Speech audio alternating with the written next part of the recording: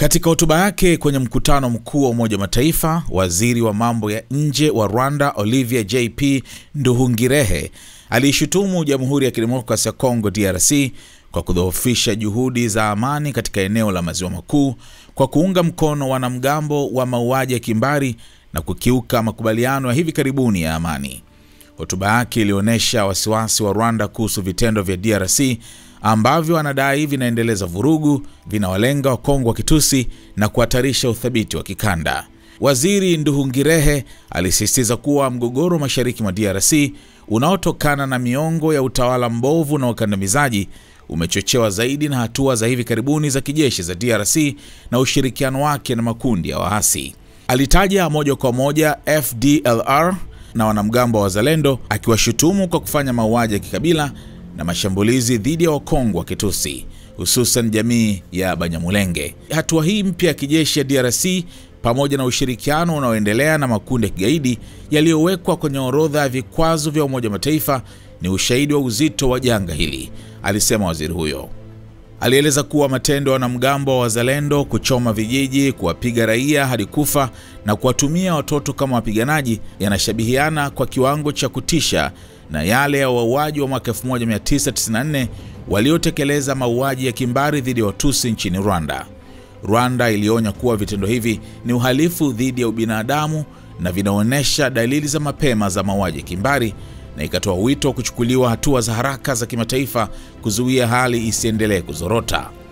Nduhungirehe alisisitiza makubaliano ya amani ya Washington ya Juni 2025 kati ya Rwanda na DRC yaliyoratibiwa na Rais wa Marekani Donald Trump na Emir wa Qatar Sheikh Tamim bin Hamad Al Thani kuwa ni mfumo wa kina wa kurejesha amani.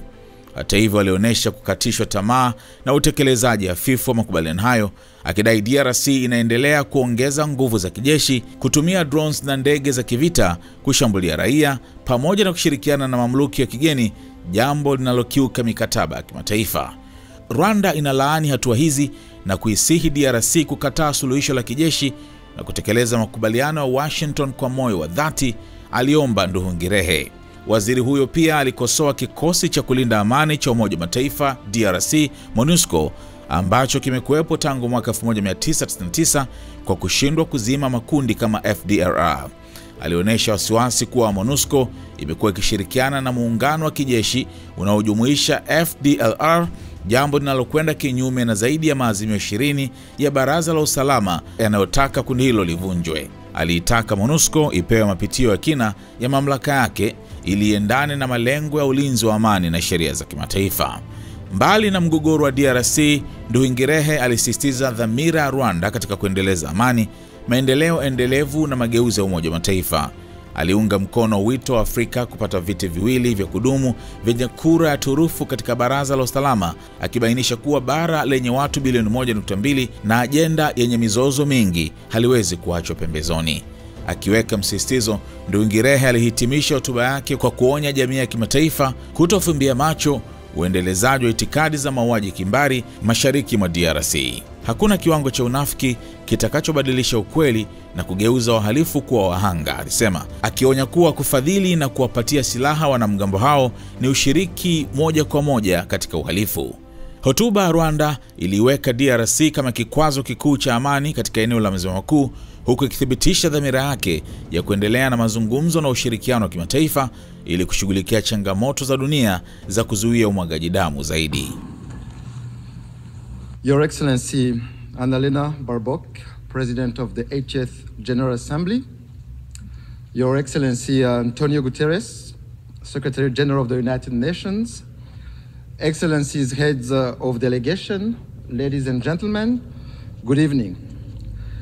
Allow me to begin by congratulating Her Excellency Annalena Baerbock on her election as President of the 80th session of the United Nations General Assembly.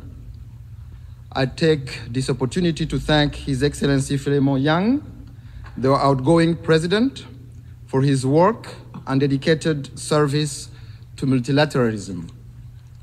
Rwanda extends its gratitude to Secretary General Antonio Guterres for his comprehensive report on the work of the United Nations aimed at improving its efficiency. In this regard, Rwanda has formally expressed interest in hosting UN agencies as part of our shared commitment to a cost-effective and decentralized UN system. We reiterate our support to the work of the United Nations and the Secretary General, particularly in advancing peace and security and drive progress on sustainable development goals. Excellencies, this year, the United Nations turned 80. This journey has not been without challenges. First, changing realities, including economic shocks and the legitimate aspirations of regions long denied a voice, compel us to quickly adapt to make the UN fit for purpose. That is why Rwanda strongly supports reforms, especially of the Security Council. The composition of this body does not reflect current realities. Africa is a 1.2 billion people strong continent where most of the conflict of the Security Council's agenda reside. Therefore, it cannot remain excluded from permanent membership. Excellencies, the United Nations development pillar remains central to advancing peace, prosperity, and dignity for all. We commend the UN development system and its partners for their tireless efforts in supporting countries to address pressing development challenges, from poverty eradication to climate resilience, and in driving forward the ambition of the 2030 Agenda. This 2030 Agenda for Sustainable Development embodies our collective aspirations for a just, inclusive, and prosperous world where no one is left behind. Rwanda remains firmly committed to its full implementation, recognizing that connectivity, innovation, and inclusive development are indispensable drivers of progress. Despite global challenges such as the existential threat of climate change and widening technological inequalities, Rwanda has taken bold steps to align national priorities with the SDGs. These efforts demonstrate that development, connectivity, and environmental stewardship can move forward hand in hand. Yet, the persistence of unequal access to finance, technology, and markets threatens to widen the gap between those with means and those without. In this context, solidarity among nations through development cooperation has contributed to bridging development gaps. However, we believe that it is time to transition from aid to trade, enabling developing countries to become self-reliant in a win-win partnership. Mr. President, Excellencies, Rwanda regrets the politicization of development cooperation, which is used by some development partners for partisan political reasons and interests. Let me recall that every nation is sovereign and cannot be forced to choose between its security and development. Development aid must serve as a tool for solidarity and progress, not as a weapon of coercion. Excellencies, the history of the 1994 genocide against the Tutsi in Rwanda called on us to become global advocates for a peacekeeping that always puts civilians first. We pay tribute to the men and women who have worn the blue helmet and who have paid the ultimate sacrifice in the service of humanity. Their legacy is written in the history of the United Nations and lives on through the lives they helped save. But peacekeeping must be judged by its results. For the sake of the millions who look to the UN for protection, we must ensure that peacekeeping remains true to its purpose. That is why Rwanda champions robust peacekeeping the responsibility to protect, and the implementation of the 2015 Kigali Principles on the protection of civilians. Moreover, Rwanda has led calls for sustainable peace financing, both in Africa and globally. Among milestone achievements is the revitalization of the African Union Peace Fund, which now mobilizes over $400 million. As a direct result, the Security Council decided to finance 3/4 of African Union peace operations for the first time. Excellencies, beyond the UN, Rwanda contributes to peace support operations on a bilateral basis in the Central African Republic and Mozambique in an effort to promote South-South cooperation and Pan-African solidarity. Major progress has been recorded in both countries in the restoration of state authority, capacity building of local security forces, and the fight against terrorism. Excellencies, I may recall that the United Nations was established to spare succeeding generations from the scourge of war. Yet, 80 years on, conflicts continue to erupt across every continent. Rwanda firmly maintains that for most of those conflicts, lasting peace cannot be achieved through military means. We have consistently held that only genuine, good faith dialogue offers a sustainable path towards global peace. However, peacekeeping alone is not enough. Too often, we deplore relapse into conflict because its root causes were not properly addressed. Prevention, mediation, and effective peace building must be our first resort. This lesson is particularly urgent for the Great Lakes region of Africa. The current conflict in Eastern DRC is not new. It is rooted in decades of bad governance, marginalization and persecution of minorities, genocide ideology, and a persistent colonial legacy. Rwanda believes that peace in Eastern DRC is in everyone's best interest. Our goal has always been, and will remain, the security and well-being of Rwandans and the people of our region. In June this year, Rwanda and the DRC signed a peace agreement in Washington. It provides for a comprehensive framework encompassing security, political, and economic components. This achievement was made possible thanks to the strong leadership of His Excellency President Donald Trump of the United States and of His Highness Sheikh Tamim bin Hamad Al Thani, Emir of the State of Qatar, whose vision for peace and prosperity in our region, Rwanda fully shares. We also acknowledge the vital role played by African-led initiatives, notably the joint EAC SADC process, supported by the African Union mediation, for their efforts in favor of peace. Nevertheless, since the signing of this peace agreement, progress has been moving slowly. While promising meetings are taking place in Washington to implement the June peace agreement, the situation on the ground remains deeply troubling. The DRC's renewed militarization, coupled with its continued collaboration with genocidal and UN-sanctioned armed groups, such as the DRC-backed FDLR and Wazalendo militias, and the deployment of attack drones and fighter jets against civilian populations, particularly the Banyamulenge and other Congolese Tutsi, underscore the gravity of the crisis. This goes against the letter and spirit of the Washington Peace Agreement.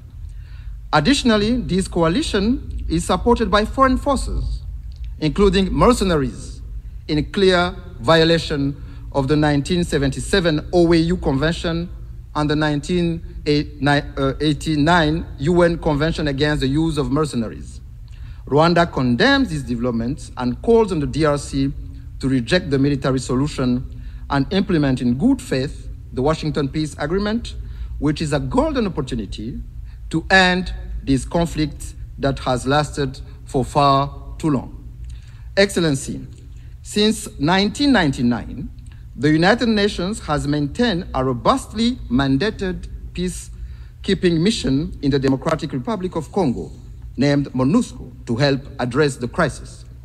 Yet, despite its efforts, the mission has not succeeded in halting the proliferation of armed groups, especially the eradication of the DRC-backed FDLR. Instead, MONUSCO has ended up working alongside military coalition that includes the FDLR, going against more than 20 Security Council resolutions calling for the neutralization of that group. There is an urgent need to review the legal conformity of MONUSCO's mandate. Of particular concern to Rwanda is the emergence of Wazalendo militia, armed and supported by the DRC government, which are committing countless abuses, including burning down whole villages of Congolese Tutsi, lynching and burning alive civilians and military officers, as well as arming children for ethnic cleansing.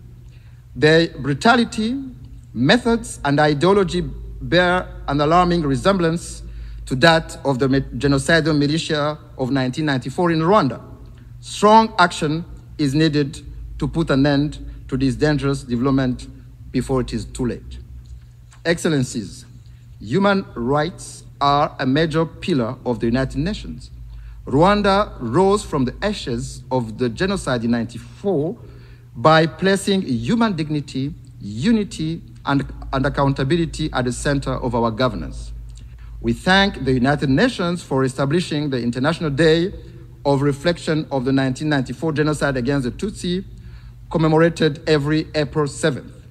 We also thank the Secretariat and the many member states who have established genocide memorials on their soil as a lasting pledge to never forget.